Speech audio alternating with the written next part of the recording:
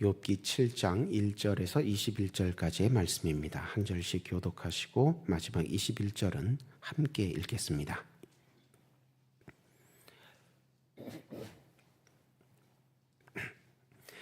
이 땅에 사는 인생에게 힘든 노동이 있지 아니하겠느냐? 그의 날이 품꾼의 날과 같지 아니하겠느냐? 종은 저녁 그늘을 몹시 바라고 품꾼은 그의 삭것을 기다리나니 이와 같이 내가 여러 달째 고통을 받으니 고달픈 밤이 내게 작정되었구나. 내가 누울 때면 말하기를 언제나 일어날까, 언제나 밤이 갈까 하며 새벽까지 이리 뒤척 저리 뒤척 하는구나. 내 살에는 구더기와 흙덩이가 의복처럼 입혀졌고 내 피부는 굳어졌다가 터지는구나. 나의 날은 배틀의 북보다 빠르니 희망 없이 보내는구나. 내 생명이 한낮 바람 같음을 생각하옵소서. 나의 눈이 다시는 행복을 보지 못하리이다. 나를 본 자의 눈이 다시는 나를 보지 못할 것이고 주의 눈이 나를 향하실지라도 내가 잊지 아니하리이다. 구름이 사라져 없어짐같이 수월로 내려가는 자는 다시 올라오지 못할 것이오니 그는 다시 자기 집으로 돌아가지 못하겠고 자기 처소도 다시 그를 알지 못하리이다.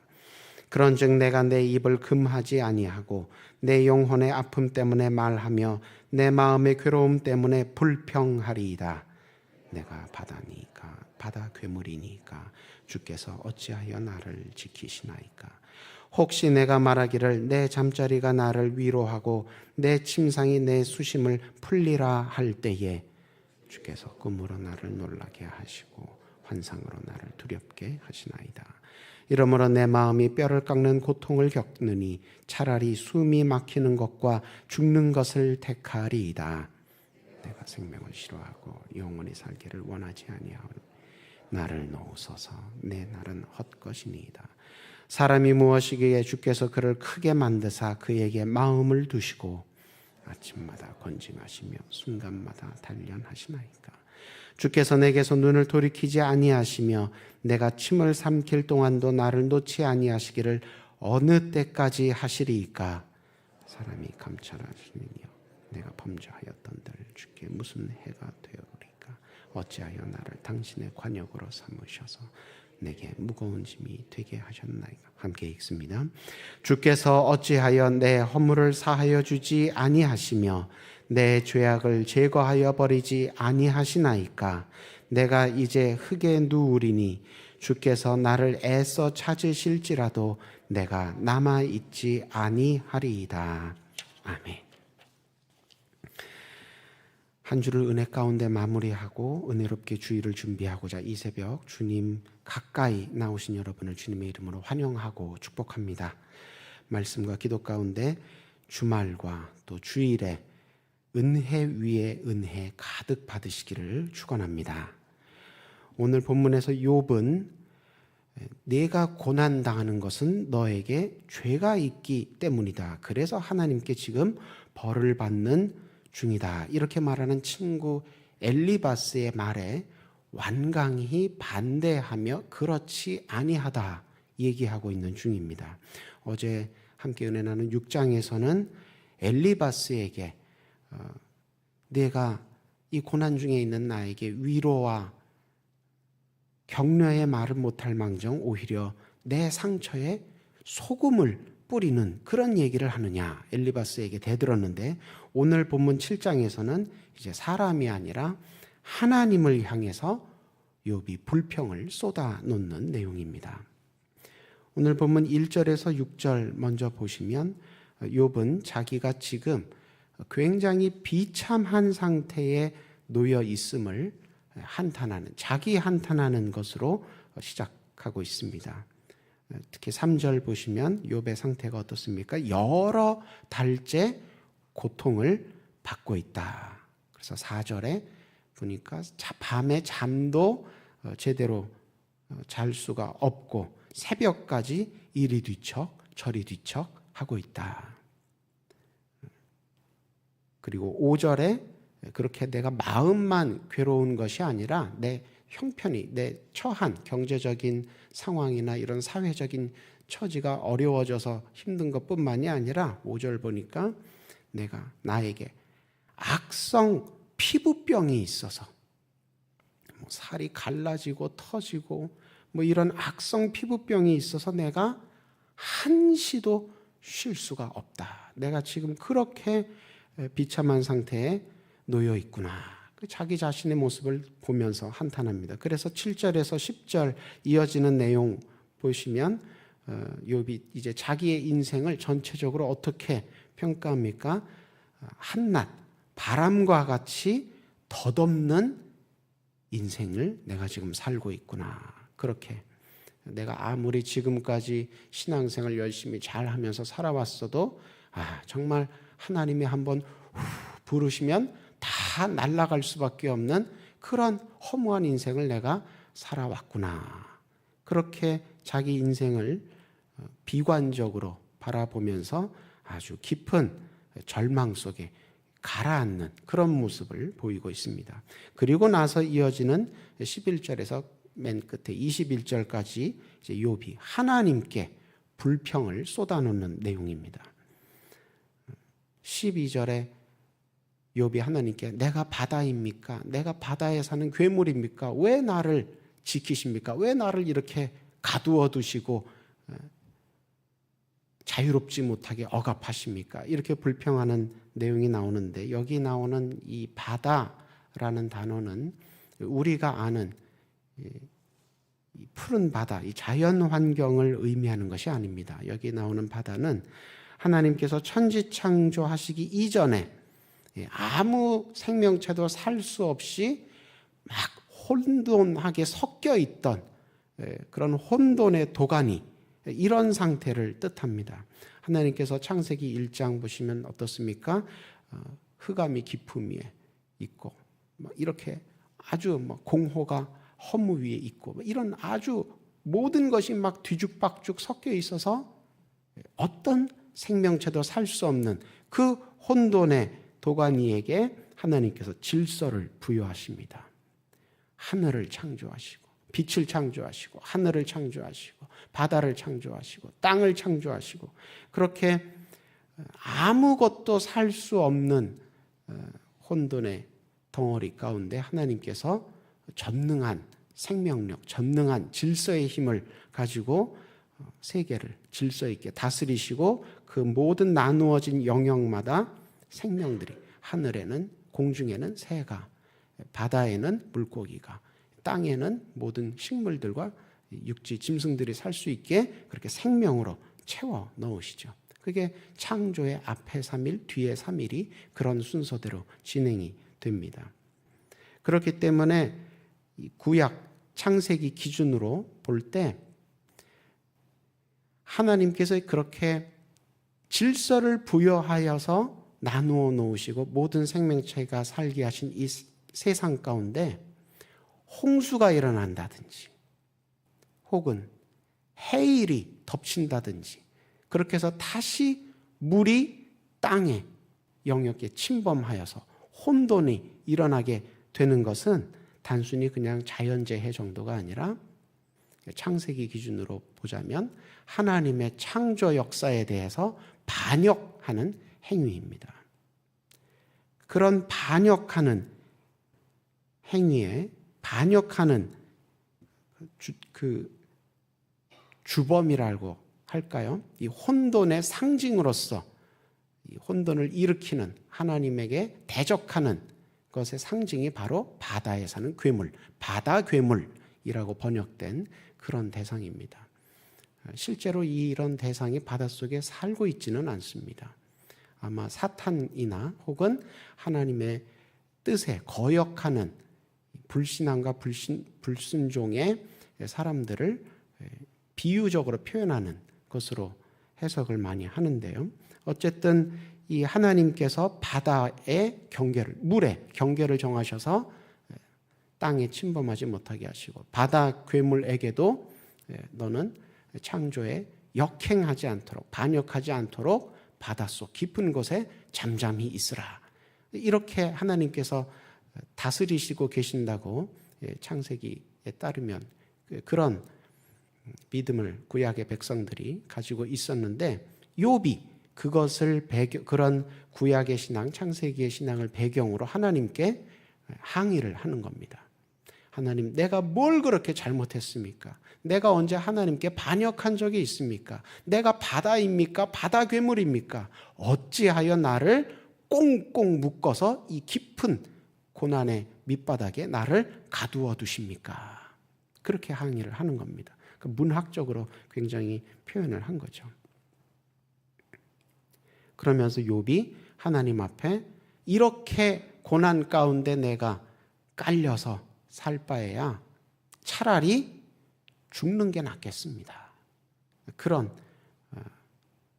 불평을 하나님께 하면서 내 인생이, 내 시간이 빨리 끝나게 해 주십시오. 그러니까 죽여달라고 하나님께 그냥 날 죽이십시오. 뭐 이렇게 불평을 하는 겁니다. 오늘날 신앙생활을 하는 현대 크리스천들에게도 욥처럼 이유를 알 수 없는 고난이 찾아올 때가 있습니다. 특히 건강이 상하게 될 때, 서양 속담에도 그런 말이 있죠. 돈을 잃는 것은 적게 잃는 것이고 명예를 잃는 것은 많이 잃는 것인데 건강을 잃는 것은 전부를 잃는 것이다. 그러니까 사람이 아무리 돈이 많고 명예롭게 지위를 가지고 있다 하더라도 몸의 건강이 무너지게 되면 내가 여태 무엇을 위해 이렇게 열심히 살아왔던가 회의감이 확 들어온다는 것입니다. 우리말로 이 건강이라는 말이 사실은 육체의 건강만을 의미하는 것이 아닙니다. 이 굳세다는 이 말은 마음이 굳세다는 뜻이고 건강하다는 뜻이고 평강하다 이 말은 몸이 편안하다는 뜻입니다. 그런데 아무리 신앙생활을 열심히 잘 하던 그리스도인이라 하더라도 욥과 같이 이유를 알 수 없는 고난을 만나서 몸이 부서지고 마음이 무너질 때가 있다는 것입니다. 그럴 때 여러 방법을 써서 낫기를 노력을 하지요. 그런데 우리말 표현에도 있지만 백약을 썼는데 무효하게 되면 어떻게 됩니까? 백약이 무효하게 되면 그 절망감과 좌절감이 더 커지게 되죠. 그렇지 않아도 힘든데 환자분 안타깝습니다. 현대의학으로는 더 못 고칠 것 같습니다. 의사조차 백약이 무효하다는 이런 얘기를 하면 굉장히 마음이 더 힘들어지게 되는 것이지요. 그래서 내가 이렇게까지 고난과 싸울 필요가 있나? 남들도 전문가들도 안 된다고 자꾸 얘기하는데 내가 이렇게 고난과 계속 싸울 필요가 있나? 놔버리고 싶은 그런 마음이 든다는 겁니다.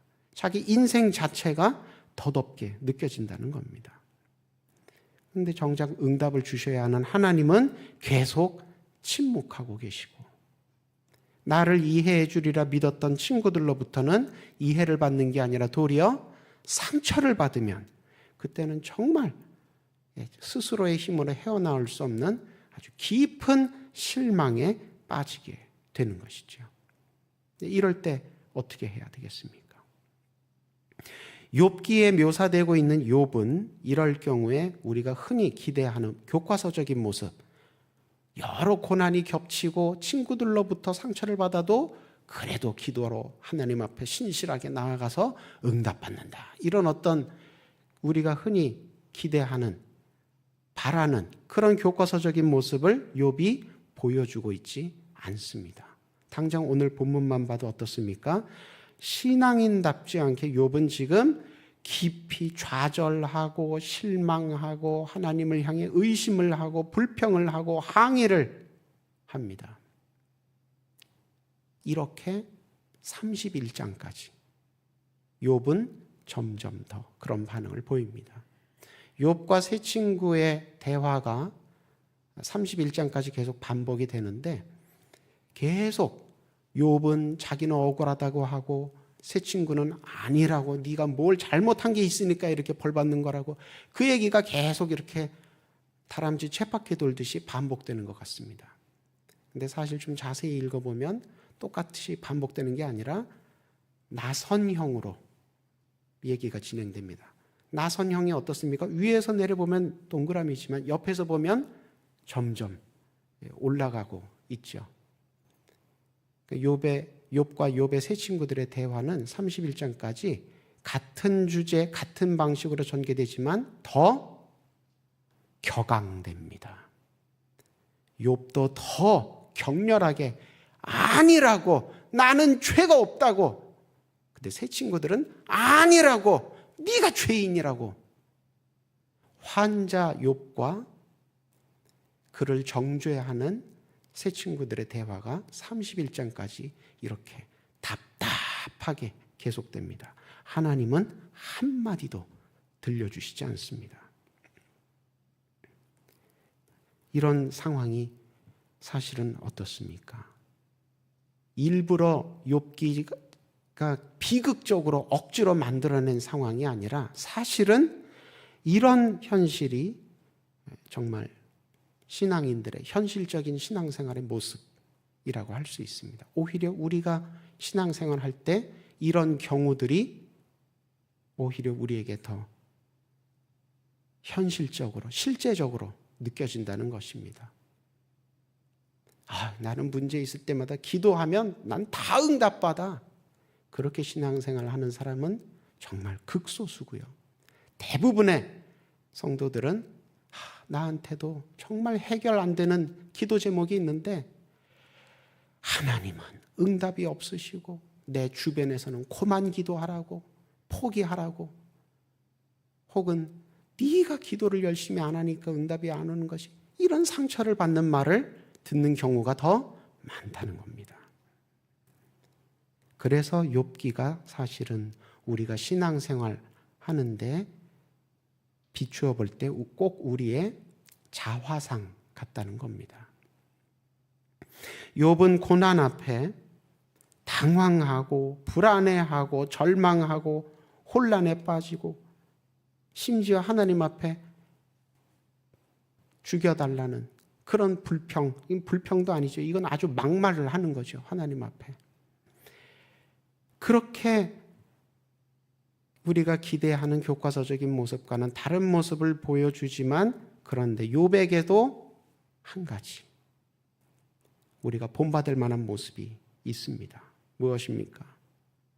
아무리 자기 인생이 바닥까지 내려간다 하더라도, 아무리 하나님 앞에 불평에 더해서 막말까지 한다 하더라도 욥은 어떻게 하나님 앞에 뭐 하고 있습니까?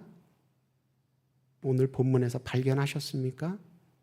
11절에서 21절까지 하나님 앞에 노골적으로 불평하는 그 가운데 욥이 무엇을 하고 있습니까? 기도하고 있습니다. 기도하고 있습니다. 하나님, 내가 너무 힘듭니다. 이렇게 살게 하실 바야 차라리 나를 죽이시지요. 사실은 기도 내용치고는 참 불경하지만, 그럼에도 불구하고 욥은 하나님 앞에 엎드렸다는 겁니다. 기도했다는 겁니다. 아무리 하나님 앞에 정말 드려서는 안 되는 막말 같은 기도라 할지라도 기도의 끈을 놓치지 않고 있었고요. 아무리 고난의 내리막길을 내려가는 중이었다 할지라도 기도함으로 그 길을 누구와 함께 같이 가게 되는 겁니까? 하나님과 함께 가게 되는 겁니다. 이게 우리가 욥기를 통해서 그 31장까지 계속되는 이 답답한 상황 속에서 하나님께서 왜 욥기를 기록하게 하시고 우리에게 읽도록 하시는 이유가 이거구나 깨닫게 됩니다. 무슨 뜻입니까? 고난 중에 기도하라는 겁니다. 비록 내 귀에 들리는 응답이 당장은 없어도, 내 손에 잡히는 응답이 당장은 없어도 고난 중에 뭐 하라는 겁니까? 기도하라는 겁니다. 근데 여러분 욥기를 자세히 읽어보시면 31장까지 이렇게 욥과 세 친구들이 옥신각신 하는데, 욥의 세 친구들에 대해서는 그들이 하나님께 기도했다는 표현이 안 나옵니다. 욥의 세 친구들이 욥에게 들려준 얘기가 얘기 자체로는 틀린 건 아니에요. 그죠? 죄인에게 하나님의 심판이 당연히 임하지 않겠습니까? 그 얘기 자체는 틀린 얘기는 아니에요. 근데 문제는 뭐예요? 욥이 죄인이 아니라는 거죠. 죄인이 아닌데 거꾸로 고난을 받으니까 너는 죄인이다. 뒤집어 씌운 겁니다. 한국 역사 가운데도 그런 경우들이 많죠. 조금 대통령이나 여당이나 뭐 이런 사회에 대해서 불평 조금 얘기하면 금방 뭐라고 뒤집어 씌웁니까? 빨갱이라고 뒤집어 씌웠습니다. 예전에는. 그죠? 꼭 그런 건 아닌데. 고난을 당했다고 다 죄인이 아니죠. 지금 욥은 특수한 상황입니다. 의인이지만 고난을 겪는 특수한 상황인데 세 친구들은 자기들이 아는 한에서 음물한 개구리처럼 자기 소견에 오른 대로 욥을 비난하고 조롱하고 핍박하고 그래서 나중에 맨 뒤에 42장에서 하나님께서 욥의 세 친구들에게 뭐라고 평가하십니까? 뭐라고 심판하십니까? 너희가 옳지 아니하다. 그렇게 평가하십니다. 욥의 세 친구들이 한 얘기 자체가 틀려서라기보다는 너희는 세 친구 너희는 하나님께 기도하지 아니하고 그래서 내가 너희에게 말씀을 주지도 않았는데 욥에게 가서 이 말씀을 전하라 주지도 않은 말씀을 너희가 가서 너희 소견에 옳은 대로 전했다는 거예요. 그래서 옳지 않다는 겁니다. 죄인이 심판받으면 죄인이 당연히 고난에 들어가겠지요. 그 말 자체는 틀린 건 아닌데 하나님께서 그 말을 욥에게 가서 전하라고 시킨 적이 없단 말이에요. 그러니까 너희가 기도해서 나한테 그렇게 응답받지도 않았는데 나의 종 욥에게 가서 내가 시키지도 않은 말로 뒤집어 씌웠으니 옳지 않다. 그렇게 평가하신 겁니다. 신앙생활에 고난이 확실히 걸림돌이 됩니다. 하나님을 향해 나아갈 때 마음이 일단 먼저 분산되죠. 마음이 일단 믿음이 먼저 일단 힘이 떨어지게 됩니다. 고난 때문에. 고난이 우리 신앙생활에 걸림돌이 되는 것은 맞습니다. 그러나 그 고난이 아무리 심해도 그래서 그 고난 때문에 우리가 불평하고 막말까지 하게 된다 할지라도 기도의 끈은 놓치면 안 되는 것입니다. 아무리 우리가 내리막길로 내려가고 또 내려가는 형편에 처해진다 하더라도 하나님과 함께 가면 여러분 많은 사람들이 신앙생활할 때 그것을 오해합니다. 오르막길로 가면 자기가 신앙생활 잘하는 줄 알아요. 아니죠. 누구와 함께 가야 되겠습니까? 하나님과 함께 가야 됩니다. 하나님 없이는 오르막길로 올라가도 문제가 됩니다. 그죠? 하나님과 함께라면 내리막길로 가도 소망이 있습니다. 하나님과 함께 가면 마침내 하나님의 길로 가면 마침내 하나님과 만나게 되는 것입니다. 우리 신앙생활의 최종 목적이 무엇입니까? 우리가 신앙생활, 이 땅에서 하는 신앙생활의 최종 목표가 무엇입니까? 결국은 무엇입니까? 하나님 나라에 들어가는 것이죠. 신앙생활 잘 했는데 맨 마지막에 천국 문 앞에서 아이고 김 목사님 목회 열심히 하셨지만 죄송하지만 못 들어오십니다. 이러면 뭐 아무 의미가 없어지는 것이잖아요. 아무리 오르막길 올라갔다 하더라도 최종 목적에서 실패하면 이 다 의미 없게 되는 겁니다. 그러나 우리가 볼 때 당장은 내리막길 가는 것 같아도 마침내 천국에서 주님 양팔 벌려 어서 오너라 내가 너를 기다렸도다. 그러면 그 인생이 어떻게 실패한 인생이라고 말할 수 있겠습니까? 복된 인생입니다. 고난이 있어도 복된 인생이 될 수 있다는 것입니다. 그렇기 때문에 기도가 가장 필요할 때 기도를 그만두는 우를 범해서는 안 되는 것입니다.